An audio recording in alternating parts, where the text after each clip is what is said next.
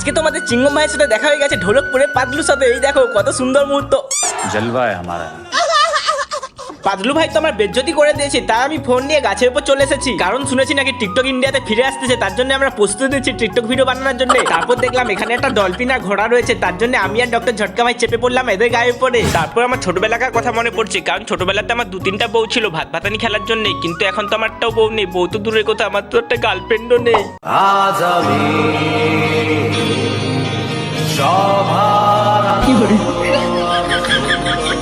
তারপর আমরা চলে এলাম পুকুর পাড়ে, আর এই দেখো পুকুরে একটা বোটও রয়েছে। বোটে কিন্তু চাপতে গেলে 10 টাকা করে নেয়। আর এই পিছনের জায়গাটা খুব সুন্দর, তাই না? অনেকেই ভাবছেন এই জায়গাটা কোথায়। এই জায়গাটা হচ্ছে কাঁকটা ও তমলুকের মাঝামাঝি। এটা হচ্ছে শ্যামসুন্দর প্রভুর আশ্রম, যেখানে জগন্নাথ মন্দির এবং শিব মন্দির রয়েছে। জায়গাটা কিন্তু জোর লাগে আমাকে, আপনারাও আসবেন, ঘুরে যাবেন। এখানে ভিডিওটা আমি শেষ করতেছি। যাওয়ার সময় সবাই বলবেন হর হর মহাদেব।